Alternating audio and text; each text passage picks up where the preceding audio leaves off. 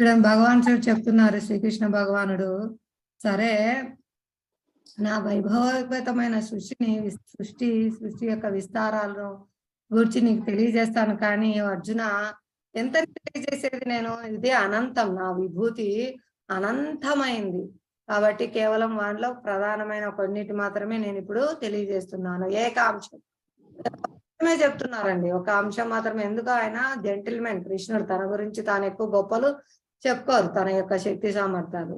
భక్తులు కీర్తిస్తారండి, మళ్ళీ భాగవతంలో భక్తులు కీర్తిస్తారు భగవంతుని యొక్క దివ్యమైన శక్తి చర్యలు అన్ని కూడా భక్తులు వర్ణిస్తారు.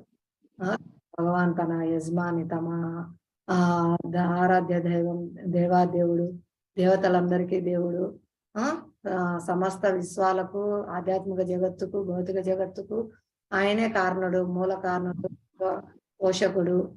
ఆయన యొక్క దివ్య లీలలు అనంతమైనవి. అనంత శేషుడు స్వయం కృష్ణుడే విస్తరించి ఆదిశేషుడు అనంత శేషుడైన ఆయనే అనంతమైన నాలుకలతో కీర్తిస్తుంటే ఇప్పటికి పూర్తి కాలేదంట భగవంతుని దివ్యమైన వర్ణన. ఆ లీలలు కీర్తన పూర్తి కాలేదంట, ఇంకా చేస్తూనే ఉన్నారు అనంతకాలంగా. కాబట్టి అనంతమైనది ఆయన యొక్క విస్తరణ, ఆయన కీర్తి, ఆయన యొక్క కార్యాలు, లీలలు, ఆయన యొక్క శక్తి అంతా సమస్తము అద్భుతమైంది, అనంతమైంది. అందుకే వాళ్ళు భక్తులు నిరంతరం చర్చించుకొంచు, బోధించుకొంచు తుష్యంతిచ రమంతిచ, వాళ్ళు గొప్ప సంతృప్తిని, ఆధ్యాత్మిక ఆనందాన్ని పొందుతున్నారు. కాబట్టి భగవంతుడు జెంటిల్మెన్ కాబట్టి కొంచెం చెప్తున్నారండి అంతే. మనకి భగవద్గీతలో భగవంతుని యొక్క దివ్య విభూతుల గురించి కొంచెం మాత్రమే తెలియజేస్తున్నారు. ఎవరైనా చదువుతారండి ఇవన్నీ విభూతులు వరుసగా చక్కగా చదివేయండి.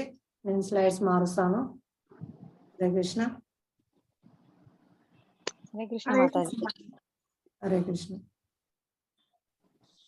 దేవతలలో ఇంద్రుడు, ఆదిత్యులు విష్ణు, రుద్రులు శివ, సైన్యాధికారి కార్తికేయ, వాసులు అగ్ని, జైత్యులు ప్రహ్లాదుడు, న్యాయాధికారి యమ, సృష్టికర్తలు బ్రహ్మ, సంతానోత్పత్తికి కారణం కందర్ప.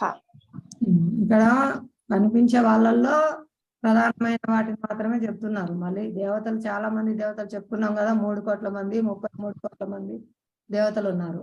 ఆ దేవతలలో నేను అంటే నా ప్రకటన, నా శక్తి నీకు ప్రకటన కావాలా, నువ్వు కొంచెం కొన్ని ప్రధానమైన ఆ దేవతలలో నేను ఇంద్రుడు అనుకో, అంటే అటువంటి శక్తి పరాక్రమం దేవతలందరికీ రాజు.